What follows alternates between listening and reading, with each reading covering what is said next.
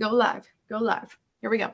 And so while that's going live on Facebook, I'm going to pull up my comments so that I can see people, which is great, but I'm going to turn down my media so that I don't hear myself. All right. It says that we are live. Good morning, everyone. We are a bit early because we wanted to be. That doesn't typically happen for my lives, as you know. And Joe was ready. So I was like, I'm all always right, early. you are always early. Well, maybe one time you've been, it was a snowstorm. That's why Yeah. you were late. Yeah, you're right. That was, oh my gosh, that was a bear. So Joe was coming over to Grand Rapids and there was a crazy snowstorm and we had an event with like 70 people scheduled for this event. Good morning. With like 70 people scheduled for this event. And you and our founder were coming over and you were like within 10 minutes of the starting time. I had to learn the entire presentation before we got there because really We might have been actually late by the time we got set up. It was a 2.5 hour drive. We left 5 hours before. So I think it was just an accident. I mean, I think there was bad weather, but there was an accident. We were literally on dirt roads. So I thought it was fun. I think Dennis was freaking out. Well, took me back to my roots, country roads, dirt, gravel roads. I felt at home. You were in a country song all over again. That's what was going on. So I still have to find my comments. I'm sorry. You guys are all going to have to wait with me. It may end up really just starting by this time. Okay. Well, anyways, welcome to the Backup Brokers Live. We're going to have coffee and conversations about your real estate business from the broker's perspective. I'm Tiffany. This is Joe. Hey, Joe, hey, welcome back. Thank you. Yeah, I had such a blast last week and got some really good feedback from agents messaging me and then in the comments too. So I was like, let's do this again. Yeah, it was fun. There was a couple people that said the same thing to me, which always kind of surprises me after something like this, but it felt good. So I'm glad to be back. We'll just continue talking about things. So this week we are covering, hold on, I got to pull this up and it's going to be loud for just a second. Okay. So this week we're covering how to find, hire, and onboard your admin. This is a frequent conversation that I have with real estate agents, and I think you do too. I think even when I was ready to hire my first admin, I came to you and we talked about this. Yeah, it's a proper strategy, I think, a lot of times. But going about it I think there can be it can be very beneficial, but there can be a lot of miscues with it too. So sure. It's a good topic. It's a great topic. And there's a couple of things you want to prepare for because when we're getting started, and we'll talk about how to even get started to know if you're ready to hire a staffer. I think a lot of people jump to, well, I need to hire somebody for my overload. And I think the first thing that you can really do in this conversation is evaluate if you need support or you need organization. Because if you don't have the organization and you bring in somebody, you're just creating a nightmare for you both for the next 6 months until they leave. I totally agree. I think it really starts in an evaluation of your business. Like, for example, do you understand the paperwork process? Are you efficient with your own paperwork? Do you know it well enough to give it away to somebody? So you really got to know your product well. And there are steps in the evolution. Like, for example, before you want to hire an admin, you want to make sure that you're using technology to run your business as smooth as possible. For example, Dotloop or another system like that, an electronic management system. That raises your glass ceiling. And if you're not using that, you need to start there because guess what? That's a really cheap admin to bring on. Yeah. Yeah. So it's an evolution. It's using Dotloop will save you 10 hours per transaction.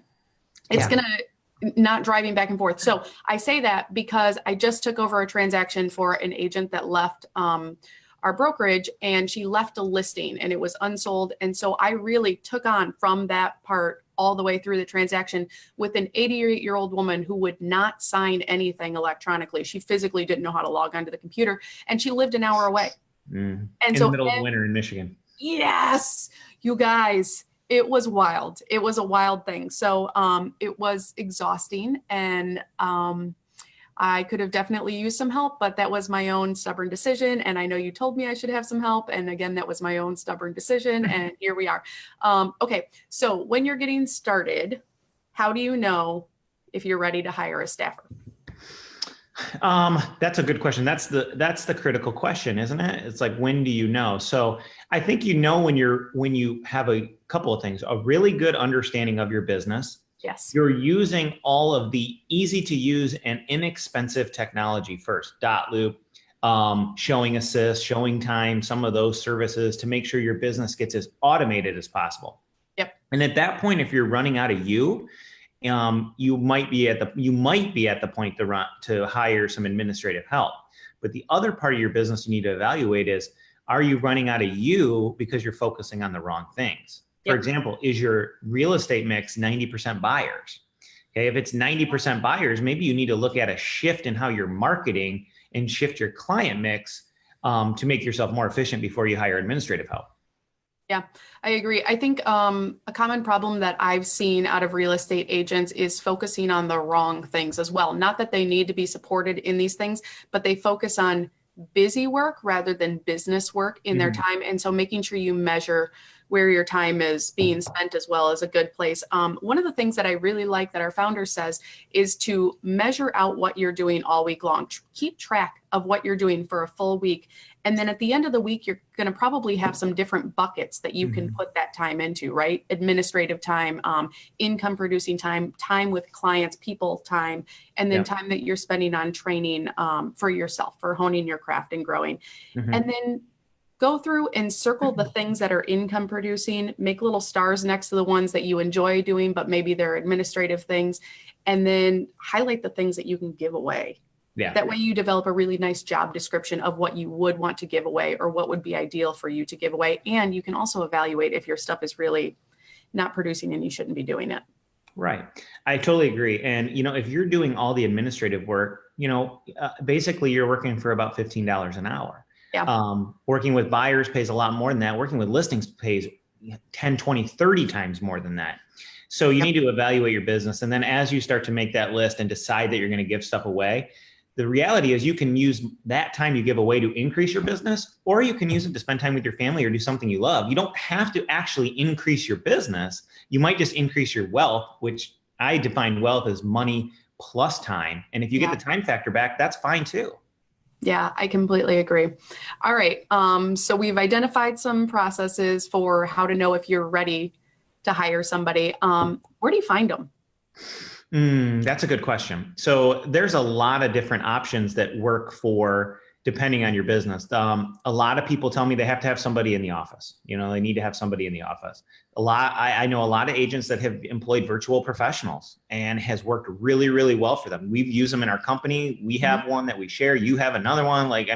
They're amazing and they're fairly low cost and there's a nice vetting process. They work really well.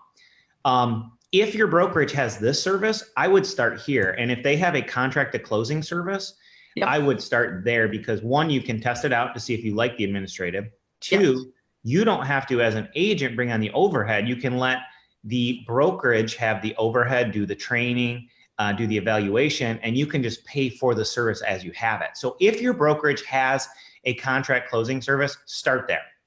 Yeah, I completely agree. And I'm glad you brought that up. So, if you're not ready to take on a full-time person yet, you're a little scared of what that commitment looks like, absolutely checking within your brokerage for what's already available will, number one, shorten the time that you need to train them because they're already being trained on the brokerage specific processes. Also, you can fire them easily. If they're not working out, it's totally okay. And their learning curve is less, right? Because when you hire a person, there's going to be time that you have to slow down to define what that role looks like. And then time that you'll be completely stalled when you're training them, probably about 2 weeks. And then another 3 months for a learning curve while they get going in the systems. And so that's a really nice introductory way to get started with support is what does the brokerage already offer? The other thing, virtual professionals for sure. I like my Outdesk. I've also used Upwork.com for off task help. Like if it's not a regular thing, tons of data entry. I just put a job on Upwork. I tried to hire somebody full-time off of Upwork and I did not like the quality of candidates, but it may have been the way that I was interviewing. And then I think the other couple of things that are low commitment that typically people don't think about are internships. I think internships. You've had great success with that. Yeah, I have. I have 2 interns currently, and they're specific to the task that I want them to work on, marketing. So I went to the local college with the marketing professor there, and I'm like, I need 2 really great interns. And so in addition to the internship with those folks, I get the marketing help of the marketing professor who's learning the latest and greatest in that topic. And so I get the advisory of him and then the support of the interns. Yeah. Yeah, that is absolutely a great thought. And I've seen them work with your business, and they're awesome. Yeah, they're awesome. They're totally awesome. The other thing to think about is contracted out service. So yes, the brokerage could have something, but if it's something specific, like an expertise, like LinkedIn support or your Facebook marketing or whatever it is, you can hire contractors to help you with those very specific tasks so that you don't bring on the full-time responsibility of W-2s or 1099s for a full-time person. So those are a couple of things. That's one of the great benefits of hiring a My Outdesk, Upwork, something like that. It's a 1099 contractor. So you don't have to worry about any of the paperwork. You make one payment and it's done.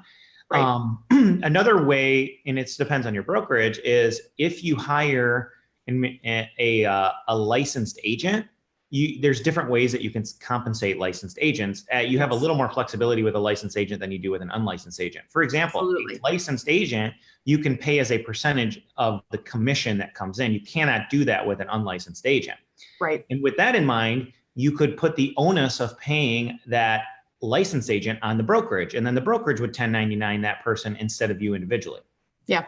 Yeah. I really like that. And it's much more flexible for agents that are waiting on their closing too, because that's what we have to use to pay them, right? So if you're going to hire somebody W-2 though, you're going to hire a full-time staffer, what do you do? Where do you look? Where do you find them? Other brokerages, other agents, other offices. There's a lot of administrative help out there. See, the administrative help ebbs and flows because most teams or agents bring them on when they're really busy, and then all of a sudden they're not busy and they don't have a plan or they don't have anything to do for them. Exactly. So there's this huge up and down. So there is a lot of good administrators out there that are already working that are probably looking. Other sources are, find somebody like-minded who has similar interests, who has some similar beliefs in business. So places you associate outside of business. Clubs that you're in, churches, whatever you do that is kind of outside of that is a great way to find these people as well.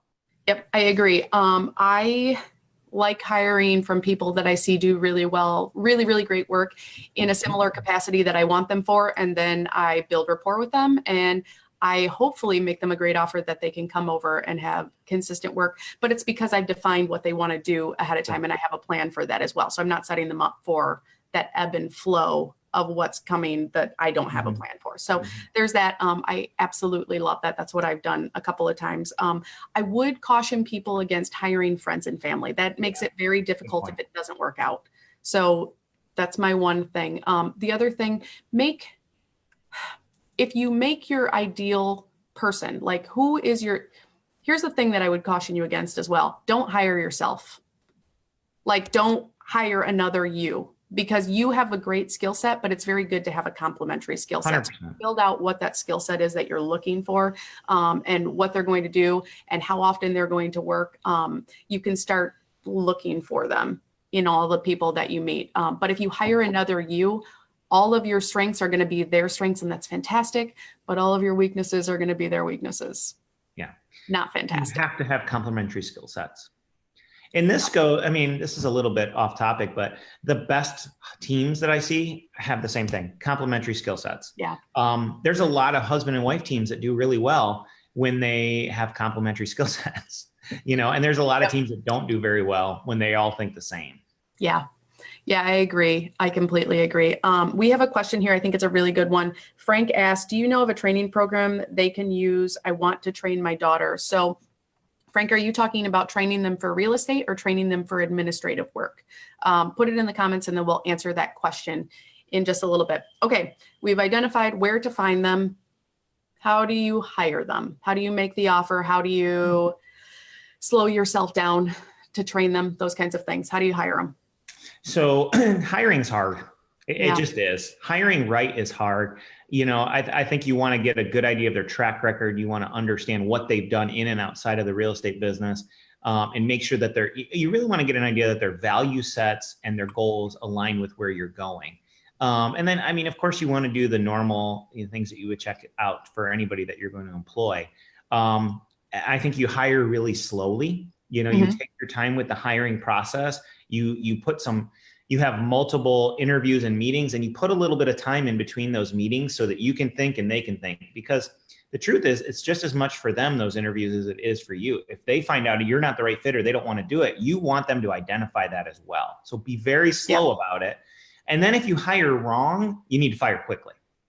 Yeah, I completely agree. And sometimes they can appear to be the right candidate all the way through. They look the part, they speak the part, they have this, what you think are the skills to do it. And then they get in that position and it's just completely wrong all the way around. And that's okay. It's totally okay at that point to fire. But you need to do that, because otherwise you're just going to string each other along and there's going to be this weird tension. There's going to be this weirdness between. It's just going to be all around weird. I completely agree. Yeah.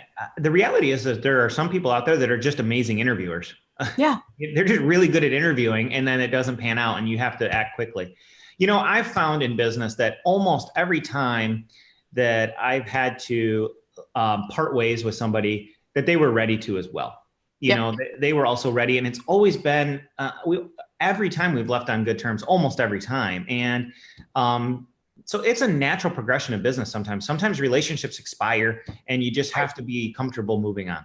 Or they grow out of the role, or your role shifts and they need to shift too, and that shift doesn't align with them. There's a lot of different reasons, but it's okay, is the end of the day thing. It's okay that has happened. One thing I want to say, so Frank asked about administrative work. How do we train for administrative work? And Frank, that leads right into our next point, is that you really and truly need to have a good grasp of what you are asking them to do so that you can train them. Because if you don't have competencies or understanding in what you're asking them to do, you have no idea how to measure if they're being effective at it and no idea how to train them on it. Yeah, 100% agree. You have to know what you're doing really, really well. I mean, to give it away. The other thing you should do is when you give it away, you should build a system so that if you give it away to one person and that person doesn't work out, you're not going from memory, but you have all of them written down. We call them, we just name them SOPs, standard operating procedures, so that it can be transferred, 95% of what you're going to train somebody. If they leave tomorrow, you can train another person to do that. Exactly. And I'm so glad you brought that up. So one of my favorite things to do, and you know this because we work together, but also because I'm a super nerd and I can't help myself, is to develop SOPs, because I don't want to do the work of these things forever. I really and truly do not. So one of the things that I do when a new person starts, and at any given time, I have typically 6 people supporting me. So I've done this a couple of times, guys. I like to make a start here guide on Google Docs and then a training guide for the things that they need to do. So let me walk through how this looks. The start here guide says what they're going to do daily, weekly, and monthly. And I give them the passwords in there for each of the different formats that they're going to be using. And so they have the username, the password of what they need for the login, as well as a requirement of what they're going to be doing, the expectations of those things. And there's typically a welcome video in there. And then the training guide, same deal. It's a I said Google Doc, it's actually a Google Sheet. And what I have done is I've downloaded a Screencastify extension, a Chrome extension, and I physically record myself doing whatever the task is. And then I link it in that document. So for the daily tasks, the weekly tasks, and the monthly tasks, every single one of those has an associated video of how to do it. Yep. And that's exactly what you do. And I think what you're describing, it takes a little bit of time, but you do it once it's done. The only other thing I would add to that is, if you have resources, your broker, other agents who have administrative help, don't reinvent the wheel. Maybe go to them first and say, hey, I'm considering doing this. Yep. How do you do this? Do you have a training manual already set up? Yep. The other thing, especially our agents are very collaborative. They don't hold back. So there's 2 resources that we have for administrative staff. The first one is a couple of days of job shadowing. If another team member that's doing really well has a couple of staffers on there, you can have that person job shadow them if it's a very similar position for a couple of days or an hour or so while they interact, so they can see what that looks like. The other thing I was going to say is we have an administrative mastermind. So the support people from different teams get together once a month and talk about some strategies that they're using to support their team leaders and their teams as well. Awesome. Yeah. Good morning. Good morning. All these folks coming on. Hello. So just give yourself and give that person some grace. That's what I have to say about the onboarding process. It's going to take you about 2 weeks to set up all of these training, the manuals. If you personally haven't set up the manuals, one of the things that you can ask your admin person to do is take an hour at the end of every day and write down or record what you guys have gone over and the process for their future reference. Make them take notes, those kinds of things. But it's going to take about 2 weeks for you to slow down and train them, and then about 3 months for them to gain competencies in it. They're going to constantly ask you things, so build time into your day to check in with them, and then also to support them with questions they have throughout the day. Mm-hmm. I totally agree. And, as someone who's very busy and hard charging, as many people who are selling a lot of real estate and who need an administrative support, it's hard to slow down. But what I had to get through my mind is that, you might have this thought, hey, I'm just going to do it because I know how to do it and I can get it done in 5 minutes or 10 minutes or 15 minutes. And it's going to take me an hour to train this person. And I went through that too. But what I had to do is realize that if I slow down and train this person and take an hour, I have just given away that 10-minute job that I do every other day forever. And that's the difference. So I'm taking an hour to get rid of 10 minutes that I, every single week or every single day for the rest of my career. And that's how you have to think about it. One other thought is, if you have another like-minded agent in your office or that you're close with that needs administrative help, you may be able to share some administrative help as well. Mm-hmm. Bring on a person and share them so that you guys have a little bit lower overhead to begin with. Yep, I agree. The last thing for some control freaks out there, you just have to be okay with it may be at 80 or 90% of what you would do, but you know what? You're not doing it anymore.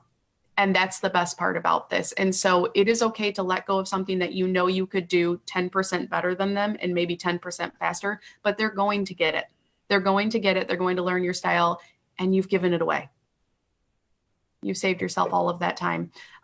Okay. Any final thoughts on this topic? Be cautious when you do it. It can definitely be a great move. Make sure that you're ready to do it. Make sure that you're ready to slow down. Make sure you're ready to give it away. But it can be very, very liberating. It is the step in team building. I talk to a lot of agents that are like, I want a team. Okay. Well, this is what a team should look like first. It should look like you selling enough that you can't do it all by yourself. Bringing on administrative support to support you and maybe the future team, and then building from there. Yep, I completely agree. And one more thing on top of that, make sure you have the cash flow ready for them too, because you are responsible for paying somebody now. So make sure whatever way that you've agreed to pay them, you have that ready to go, because you don't want to be stressing about that while you're also training somebody. It's just not a good headspace to be in. And then move forward. This is going to grow your business, but take the time to do it right. Take the time to do it right. Well, Joe, cheers to episode 2 of the Backup Brokers. And if you guys have questions, feel free to tag us below. We're going to go back through and answer them. So tag us if you have specific questions. Otherwise, you guys enjoy the rest of your day. We'll talk to you later. Bye. Thanks, everybody.